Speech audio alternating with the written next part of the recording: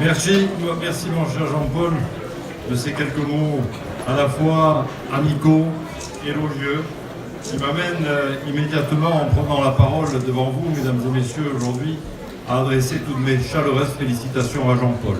Son parcours n'a pas été simple, mais il l'a toujours fait avec abnégation, avec dévouement pour cette cause de la ruralité. Le plus jeune maire de France de sa génération, c'était en 1989, se retrouve aujourd'hui avec une expérience qui l'a amené à être le président des maires ruraux et le long maire de Guillaume qu'il fut et qu'il est toujours, le conduit avec une succession de mouvements sur la liste régionale à accéder à ce rôle de conseiller régional. Je voudrais que vous l'applaudissiez chaleureusement.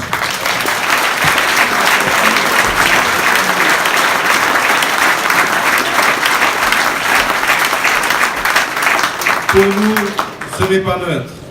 Quand je dis ce n'est pas neutre, c'est que, quand je vous demande de l'applaudir, c'est que nous avons besoin de lui et que je compte beaucoup sur lui. Parce que le moment où Alpes d'Azur, et je le dis ici en remerciant les nombreux maires de la communauté de communes Alpes d'Azur, nous sommes au nombre de 34, le moment où Alpes d'Azur était représenté, il faut que nous remontions à la période 98-2004. Et je salue Jacques Tibéry, que j'aperçois au fond de la salle, avec qui nous étions conseillers régionaux à l'époque.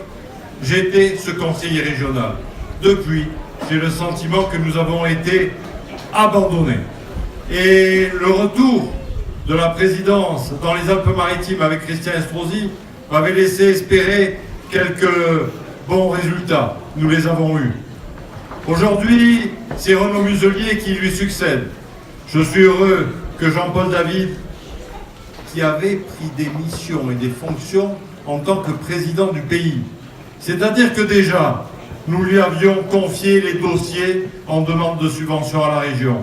Nous lui avions confié les dossiers qui étaient en demande de financement croisé Europe, État, région, département. Alors mon cher Jean-Paul, avec toute l'amitié que je te porte au-delà de ce que nous faisons avec Stéphane Simonini pour faire avancer les stations de Beuil et de Valberg, je suis certain que ton engagement à nos côtés nous permettra d'aller encore plus loin. Merci pour tes vœux. Je veux, à cette occasion, dire combien je salue la présence de tous les conseillers départementaux. Pour moi, j'y vois un encouragement, un signe positif, mes chers collègues, de votre présence nombreuse aujourd'hui à Péonne. C'est avec le président Éric Ciotti le symbole qu'ensemble nous avons construit une belle aventure et que cette aventure, nous souhaitons qu'elle se poursuive, qu'elle se continue. La présence de Bernard Baudin, conseiller départemental, qui est le local de l'État, qui porte le nom de Baudin, qui est celui qui vient chasser à Péonne et qui longtemps a défendu les Alpes-Maritimes, notre ruralité, en tant que président national de la Fédération de chasse.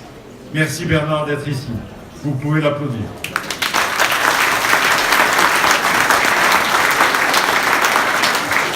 Merci à Anne Satonnet, mon binôme. J'aurais dû commencer par elle, mais Bernard représentant le président de la métropole et le maire de Nice, il me revient de te citer, ma chère Anne, en deuxième, mon binôme au conseil départemental avec qui nous avons fait équipe pour que vous nous élisiez en tant que conseillers départementaux de ce riche et généreux, mais tellement large canton de Vence. Puisqu'à Péonne, nous sommes dans le canton de Vence. 48 communes composent ce canton. Ce canton qui tient de l'urbain et de la ruralité. Anne, tu as été cette formidable coéquipière qui nous a donné ceci bon résultat. Tu es aujourd'hui celle qui porte la compétence auprès d'Éric Ciotti pour défendre les collèges. Et j'étais hier à Puget-Théniers pour vanter les mérites que sont ceux du conseil départemental pour l'amélioration du collège de Puget-Théniers. On peut l'applaudir également. c'est votre conseillère départementale également. Mon cher Henri Leroy, toi qui viens de si loin ce matin, toi qui viens depuis Mandelieu, la Napoule, avec Michel Paganin, ton binôme, que je veux saluer, adjointe au maire d'Auribeau. Vous avez été élus tous les deux et au-delà de cette responsabilité de vice-président que tu portes auprès d'Éric Ciotti, je voudrais vous dire tout le plaisir que j'ai à voir Henri Leroy. Henri Leroy, Péonne et Valberg, c'est une longue histoire. C'est une histoire qui remonte au moment où mon père était en fonction.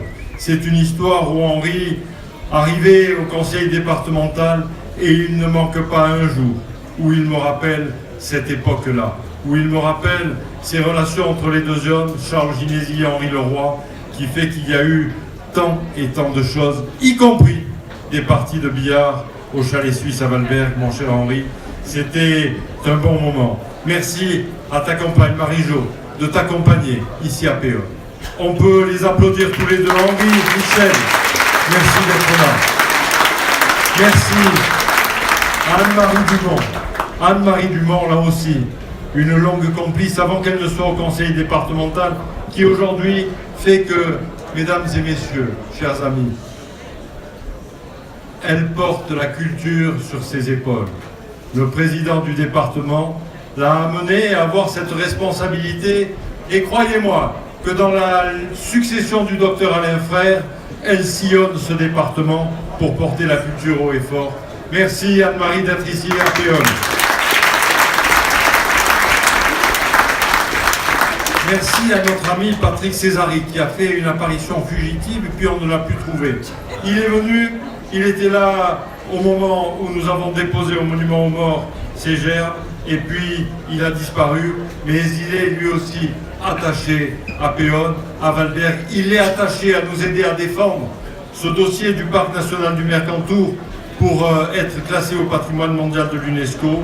Il est, en tant que maire de Roquebrune, en relation directe avec la principauté de Monaco. Merci à Charles Sibetta, ce grand maire de Carrosse, il est où? Qui est venu avec sa compagne Arlette. On peut les applaudir tous les deux. Charles m'a accueilli si bien en tant que député sur Carrosse. Si bien. Tu m'as toujours apporté ton soutien et tu continues. Je pense que la réciprocité est vraie. Nous avons fait de belles choses ensemble et on continuera. Françoise Duhal de Guignard. Alors là, le clin d'œil, ma chère Françoise, il est tout simple. Il est tout simple. On se connaît depuis peu. Mais là aussi, les relations avec mon père et Roger Duhal, qui fut son premier vice-président pendant des années, fait que le nom de Duhal n'est pas étranger ici. Bienvenue à Péonne. Merci pour vos applaudissements, Françoise Duhal. Josie Piré, elle n'est pas là. Mais il y a Madame Siegel qui est là, Vanessa. Vanessa qui représente cette partie là aussi de la Gaude. C'était pour moi l'ancienne deuxième circonscription. Ça l'est toujours. Merci Vanessa d'être là avec ton sourire. Je me souviens toujours de ce remarquable discours où elle avait évoqué son action et l'action du colibri. Vous voyez toute l'image de Vanessa, c'est la manière d'agir et de faire avec beaucoup de talent. On peut l'applaudir.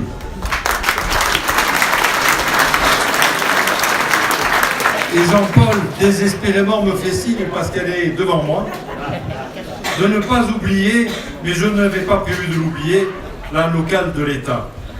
Marie-Louise Gourdon, qui est adjointe au maire de Montsartou, conseillère départementale, mais également qui est une fidèle de Péonne-Valberg. Et quand je parle de Marie-Lou, je parle aussi de Michel Gourdon.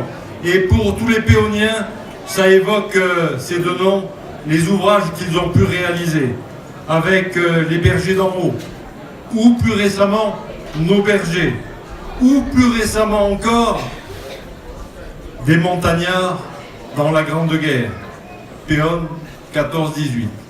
Merci d'être là, Marie-Louise, fidèle à Péonne.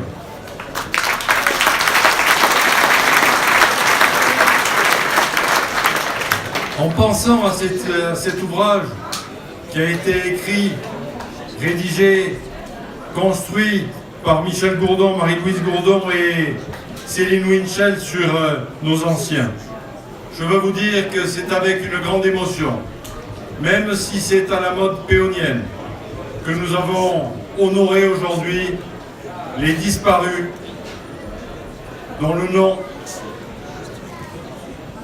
est marqué sur le monument aux morts. J'essaie de poser ma voix pour que le silence se fasse au bar des Gagas, mais là, vous savez, c'est un long moment que nous vivons, et je me rappelle quand j'étais en culotte courte ici même, mon père essayait de faire taire le bar des Gagas, et ça marchait une fois sur deux. Mais là, ça a l'air de marcher.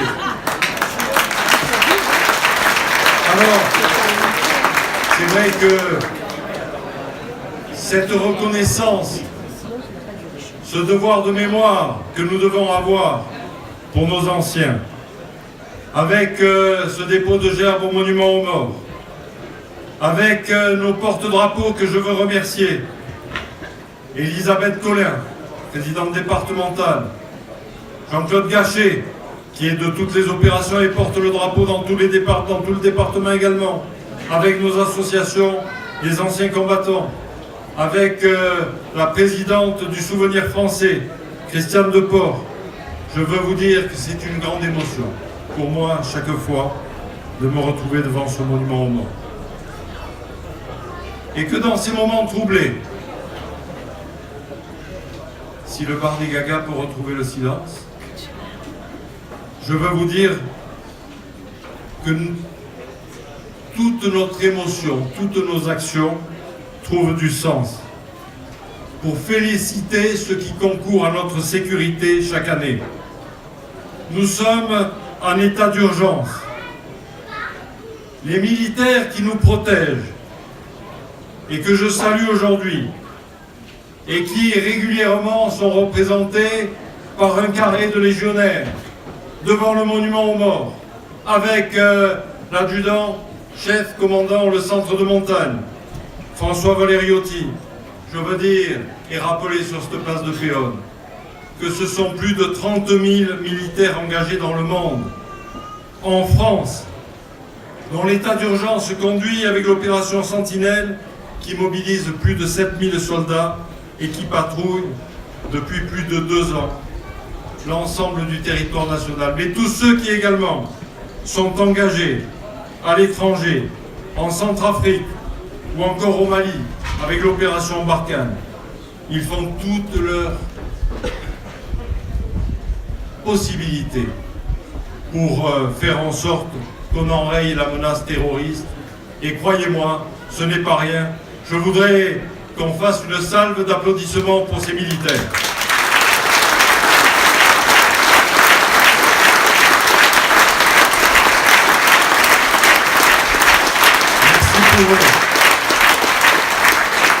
Ce n'est pas rien de voir ces hommes qui tombent, pour certains d'entre eux, et qui continuent à donner leur vie pour défendre la patrie, tout comme ces gendarmes, en saluant aujourd'hui le lieutenant-colonel Henri-Louis Débert, commandant en second, représentant ici celui qui était venu honorer le major Jolin, le colonel Péglion. Je veux leur dire toute ma reconnaissance et dire, comme je l'ai fait hier soir à Puget-Théniers, au capitaine Marianne Richard, qui est ici avec nous, combien nous sommes, avec tous les élus, toute la population, derrière vous, mon capitaine, commandant cette compagnie de Puget-Théniers, derrière vos gendarmes, pour leur reconnaître le témoignage par rapport à ce qu'ils font pour nos fêtes patronales, engagés pour la surveillance de ces fêtes patronales. Et je me réjouis, mon cher président du comité des fêtes, mes chers amis, qu'ici à Péonne, cette fête, cette année, se soit bien passée. J'ai vu les filtres et les barrages que vous avez opérés. Je pense qu'on n'aime pas être filtré, on n'aime pas être arrêté pour qu'on nous demande les papiers. mais pourtant, c'est bien le gage et la garantie de l'assurance d'une sécurité de nos concitoyens. Merci à tous nos gendarmes. Ils méritent là aussi vos applaudissements.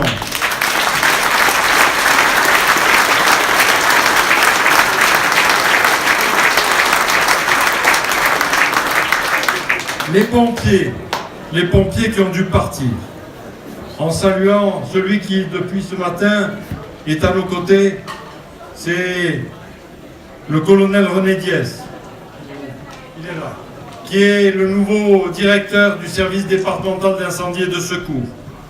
Je veux lui dire combien je rends hommage à ces hommes, à ceux qui ont travaillé sur le secteur, le colonel Jacobi, même s'il n'est plus là aujourd'hui, à Lionel Clary, le commandant du centre de Péonne-Valbert. Et je crois que les pompiers sont partis justement dans une mission, de leur dire que je leur suis reconnaissant. Et depuis le début de l'été, Éric Ciotti à Carros, mon cher Carlo, a fait une cérémonie où le colonel René Diès était là, avec ses troupes, avec ses hommes, pour leur dire toute notre reconnaissance de leur intervention sur les feux de Castagnier. Beaucoup de péoniens sont à Castagnier. Ils ont vu ce désastre se produire sous leurs yeux. Un ami garagiste a vu son garage flamber en 2 secondes. Le passage du feu ne lui a même pas donné le temps de respirer. Une semaine plus tard, c'était à Carros. Et puis, une semaine plus tard, c'était à Saint-Vallier, c'était à Saint-Césaire, c'était à Péménade. Et puis, 3 jours après, c'était à Lucéram. Sans compter tous les incendies qui ont été étouffés dans l'œuf, comme on dit, par l'intervention rapide des pompiers, comme cela a été le cas à Rigaud ou à Gillette, à tous les pompiers volontaires, à tous les professionnels, vraiment toute ma reconnaissance, ma gratitude, la reconnaissance de la population péonienne et tous vos applaudissements.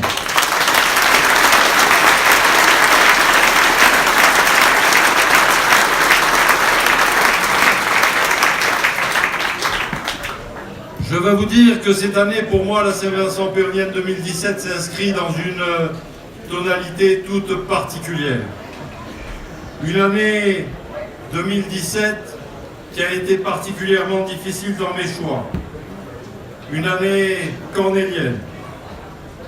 Vous voyez, j'ai construit ma vie publique avec conviction, détermination et cette envie de aider, de réaliser des projets sur un territoire qui est la montagne, les Alpes-Maritimes, le moyen et le haut pays. J'ai voulu, en 2012, au moment où j'ai brigué un mandat de député, allier cette force que possède le parlementaire en défendant sur les bancs du Parlement cette réalité de terrain.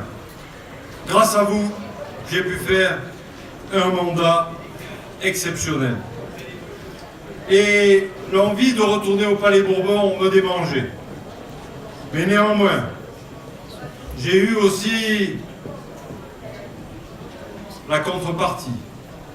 Élu à Péonne depuis 1989. Président de la communauté de communes, empreint de cette ruralité qui m'a conduit à être président du Parc national du Mercantour et du Sictiam, empreint de cette responsabilité au sein du département aux côtés d'Éric Ciotti. J'ai fait un choix, et je vous le dis, aujourd'hui c'est le moment de vous dire pourquoi je l'ai fait. J'ai fait un choix de ne pas me représenter, malgré toute l'envie qui était la mienne de continuer à œuvrer. Tout simplement parce que le cumul des mandats, et beaucoup d'entre vous m'ont posé la question, m'aurait empêché de continuer à être sur mes mandats locaux. Alors, j'ai fait le choix de choisir Péonne.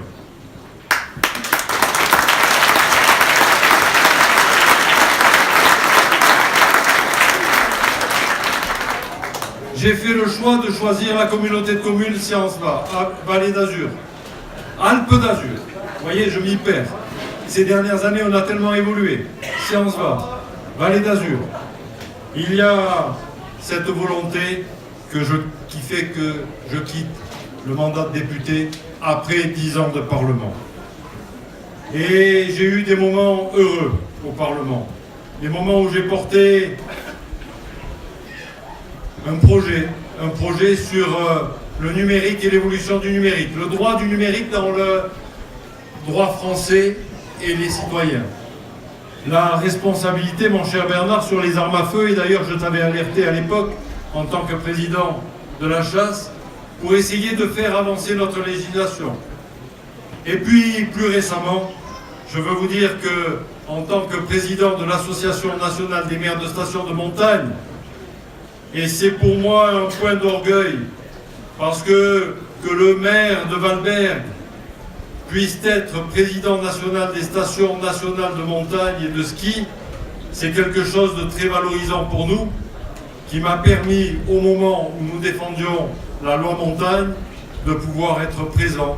Et avec la complicité du ministre Jean-Michel Baillet, de faire avancer la loi montagne pour préserver un certain nombre de nos acquis. J'y reviendrai dans quelques instants en vous parlant du PLU. Mais d'ores et déjà, en tant que membre de la Commission de développement durable, je peux vous dire qu'un certain nombre de sujets ont été défendus et bien défendus. Je veux dire à José Amendola, je veux dire à Grégory de la Fosse, je veux dire à Stéphanie Larbouré toute ma reconnaissance, parce que c'est pour moi une satisfaction de voir l'acte 2 de la loi montagne avec l'ensemble de mes collègues parlementaires être voté à l'unanimité, moins une voix. Cette voix-là, vous savez qui est-elle? C'était la voix de Jean Lassalle. Quand vous connaissez Jean Lassalle, sa personnalité, vous comprenez pourquoi il s'est opposé. Autant dire que cette loi a été votée à l'unanimité. Alors, aujourd'hui, je veux vous le dire, n'étant plus parlementaire, j'agis pleinement dans la responsabilité de mes mandats locaux. Et c'est avec un peu de souci et d'angoisse. Jean-Paul David l'a dit en tant que président des maires ruraux.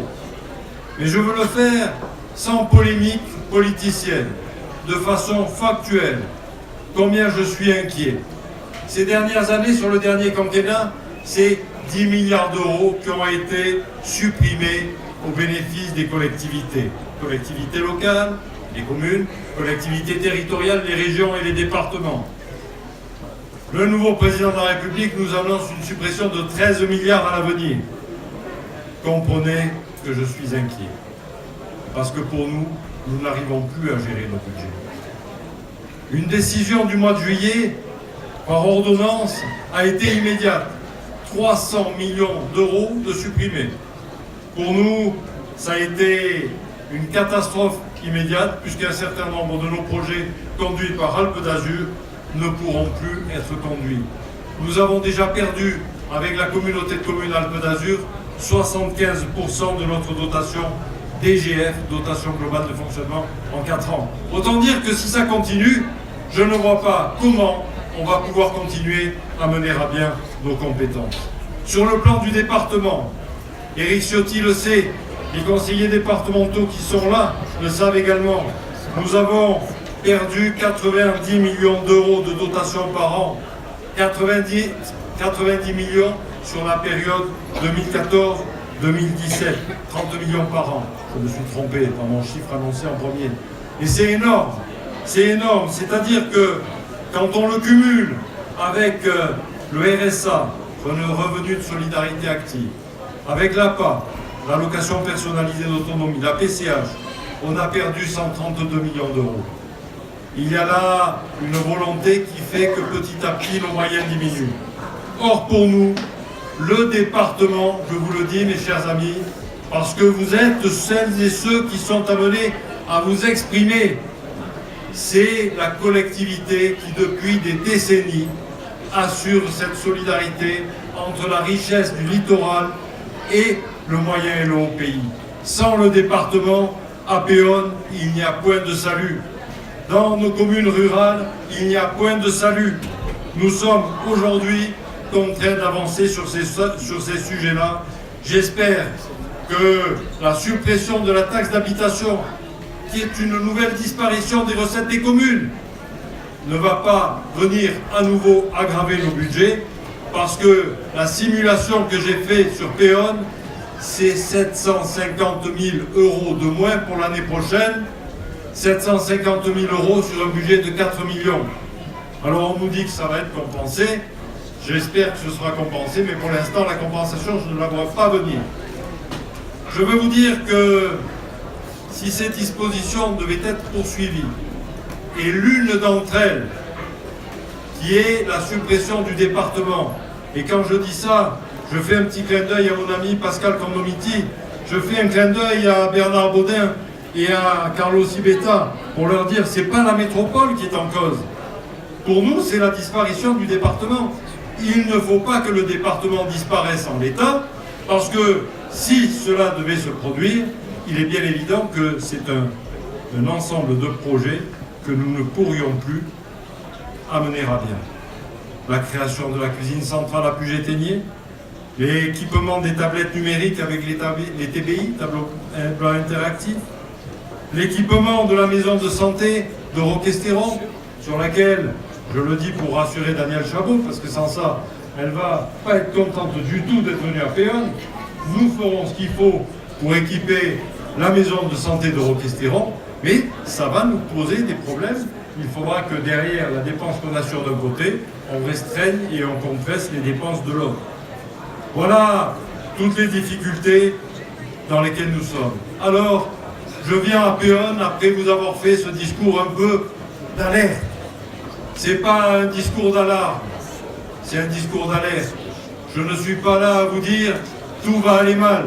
Je suis là au contraire pour vous dire le choix que j'ai fait avec mes amis qui sont ici, conseillers départementaux, le conseiller régional Jean-Paul David que vous avez appelé, que vous avez entendu, pour vous dire nous allons continuer à nous battre.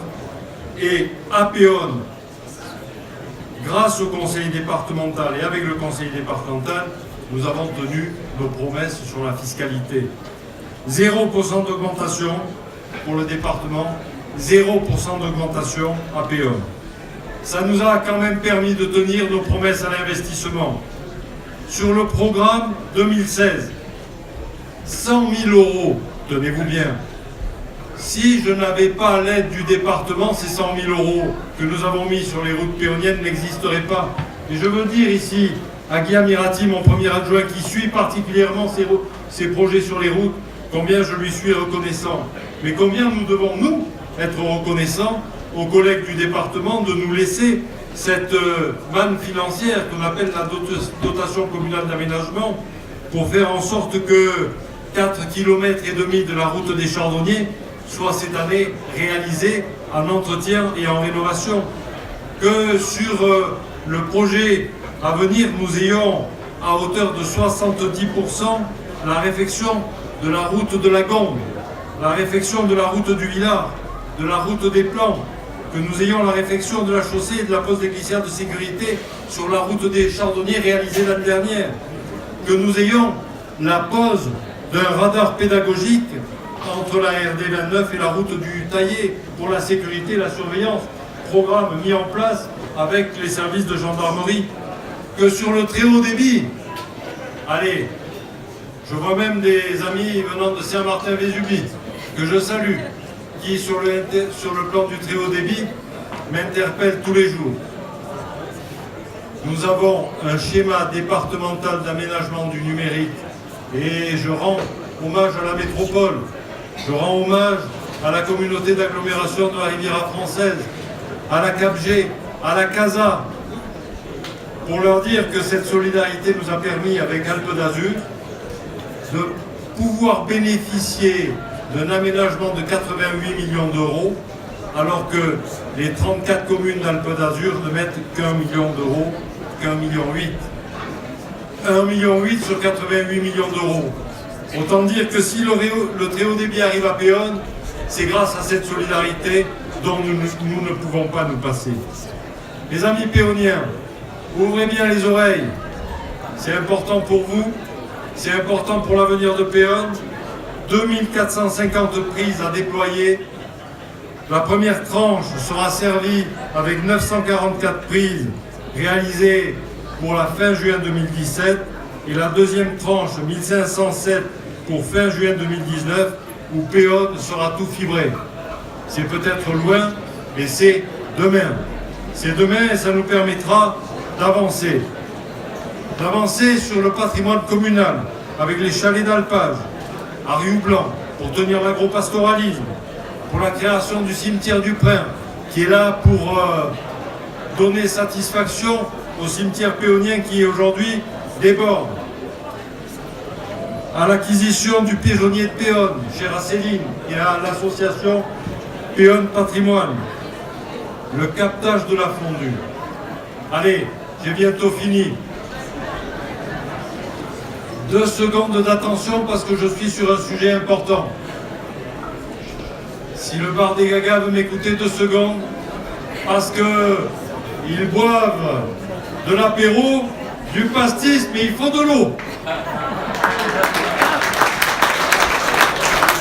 Et pour boire et pour avoir de l'eau, je vous le dis en particulier cette année, période de sécheresse intense, qui fait que le feu d'artifice d'hier soir n'a pas pu être tiré, malgré la volonté de l'artificier, du président du comité des fêtes, des élus.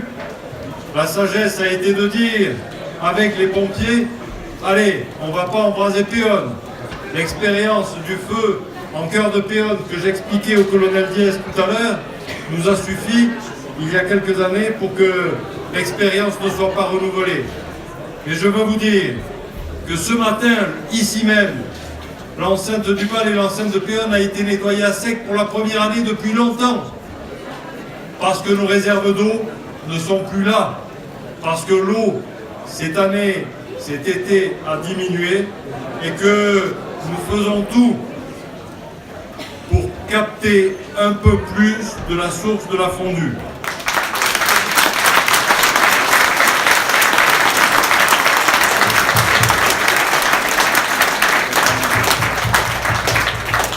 J'ai répondu à la demande du président des aînés pour qu'un transport à la demande soit mis entre Péonne et Guillaume. Et depuis le 4 juillet, mon cher Jean-Paul, il y a de 7h30 à 12h30 les mardis et les jeudis, un transport à la demande mis en place. Les villages classés, villages étoilés. Cette deuxième étoile serait la suite de ce que nous avons eu il y a 3 ans de cela, après avoir fait classer la station de Valbert, dans le cadre du TEPCV, qui est un programme où nous avons obtenu des fonds européens, des fonds régionaux et des fonds départementaux. 49 000 € ont été investis pour que l'éclairage de Péonne, l'éclairage public de Péonne, soit modulé, soit régulé en fonction des horaires. Donc en fonction de l'éclairage, puisque la Lune, même les étoiles, peuvent éclairer, nous réduisons l'intensité de nos ampoules. En fonction de l'heure, nous éteignons nos ampoules, y compris sur la projection des aiguilles des demoiselles de Péonne. C'est un projet important qui devrait nous permettre d'avoir une deuxième étoile. Et puis enfin, je terminerai sur un sujet qui fait débat à Valbert, qui fait débat à Péonne. Un sujet qui fait débat suite au vote de la loi NOTRe. La loi NOTRe qui a été votée en juillet 2015. Je ne l'ai pas votée. Mais la loi est la loi. Et même si la loi est absurde dans certains endroits, elle est la loi et elle s'applique. La loi NOTRe dit que lorsque il y a des intercommunalités, il faut que certaines compétences leur soient transférées. Et elle prévoit, notamment, elle prévoyait en juillet 2015, le transfert automatique de la compétence tourisme. Alors croyez-moi, pour les stations de sport d'hiver, pour les stations de montagne, de perdre la maîtrise de notre tourisme, c'était tout simplement perdre l'avenir de notre station. Nous perdions la capacité à agir pour dire aux gens, venez à Valberg, venez parce que vous avez une station familiale, venez parce qu'il y a du ski. Cette compétence aurait été transférée à la communauté d'agglomération d'Alpes d'Azur, sans pour autant qu'il y ait un euro vaillant pour assurer cette compétence, et c'est bien là le drame. Alors je me suis battu et dans le contexte de la loi montagne, de l'acte 2, pour qu'avec les élus de la montagne, nous puissions infléchir cette chose-là. C'est ce que nous sommes arrivés à faire. Sauf que, une fois que le texte a été voté, et que dans la loi montagne, le texte nous dit, eh bien, les stations de montagne classées nationales ne transféreront pas automatiquement la compétence tourisme à l'intercommunalité. Faut-il encore que le classement de stations de tourisme soit donné? Et là, en l'occurrence, il y avait une épine dans notre talon. Cette épine, c'était le fait de disposer d'un plan local d'urbanisme, opposable, sans lequel notre station n'était pas classée station de tourisme et notre commune n'était pas commune de tourisme. Il a donc fallu, parce que ce plan local d'urbanisme n'existait pas, que nous n'avons jamais eu de poste, que le plan d'urbanisme de détail des années 60 n'a jamais été opposable, que nous étions toujours au règlement national d'urbanisme, eh bien, dans l'urgence, accepter un certain nombre de dispositions absurdes que le plan local d'urbanisme nous a fait avaler. Alors nous étions en discussion sur l'année 2007 avec les services de l'État, avec les services de la DDTN, notamment sur le plan du classement des zones. Et je le dis parce que vous êtes un certain nombre d'agriculteurs ou de détenteurs propriétaires de terrain ayant des agriculteurs qui travaillent sur leur terrain. Certains nombres de terrains ont été classés en zone N, alors qu'ils auraient dû être classés en zone agricole. Sachez que vous êtes venus voir le commissaire enquêteur et que le maire que je suis et les conseillers municipaux adjoints appuieront votre demande. De la même manière, un certain nombre de droits à bâtir ont été purement et simplement supprimés. Le contexte est très simple. Aujourd'hui, la DDTN regarde les points de croissance de la population de ces dernières années et en fonction de la croissance que nous avons eue ces dernières années, on nous octroie de la chôme et des droits à bâtir. Et ces droits à bâtir ont quasiment été réduits par rapport à ce que nous avions comme droit à bâtir, notamment dans les lotissements. J'en prends exemple, le lotissement de l'Antas a perdu la partie sommitale qui sont des propriétaires communaux, des propriétés communales. On a perdu les droits à bâtir, tout simplement parce qu'on nous a dit on les supprime. Sachez que tous les propriétaires qui sont venus voir ici en mairie de Péonne ou à Valbert, le commissaire enquêteur pour se plaindre de ce dispositif, nous appuierons leurs demandes. Toutes celles et ceux qui sont venus aussi se plaindre de parties constructives, nous examinerons bien évidemment avec beaucoup d'attention ces demandes-là et globalement, je suis de ceux, et je connais ceux qui aujourd'hui ne sont pas contents, je leur ai promis de soutenir et d'appuyer la demande et je le ferai.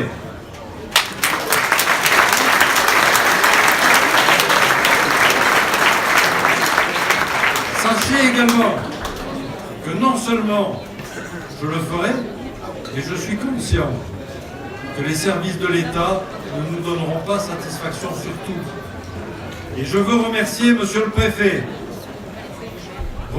Georges-François Leclerc, qui est nouveau arrivé dans le département, qui a eu une oreille attentive et qui a compris la problématique de Péonne-Valbert, et à qui j'ai dit tout de suite, pour la partie du PLU, il faut impérativement que notre PLU, pour pouvoir être classé station nationale, soit validé avant le mois de décembre.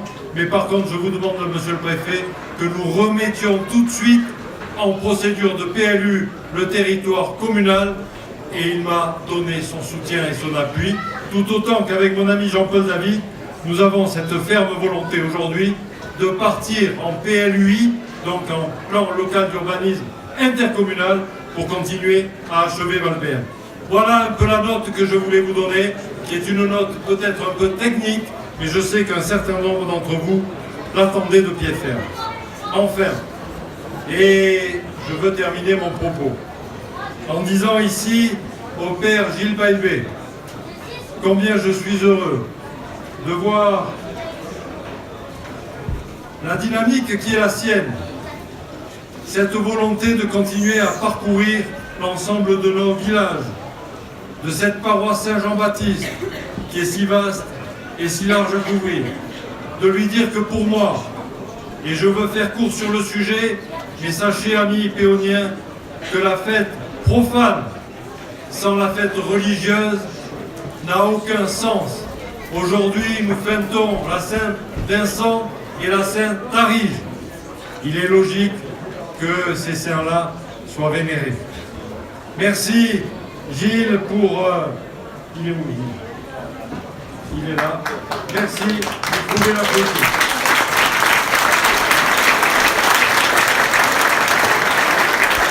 Au passage, il était aujourd'hui avec Edgar Petit qui accompagnait la messe et surtout, nos musiciens que je ne veux pas oublier, avec Hélène Reynaud, André Cesarini et Dédé Ferraud, le saxophoniste qui est de toutes les fêtes patronales. Merci à eux.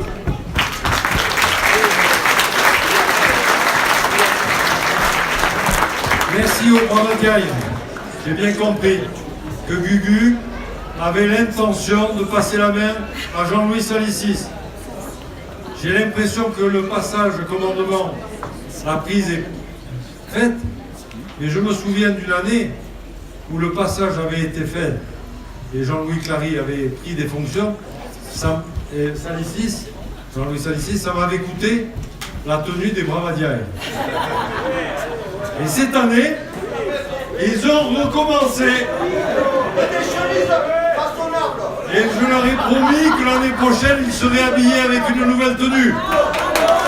Je vous le promets, ce sera fait.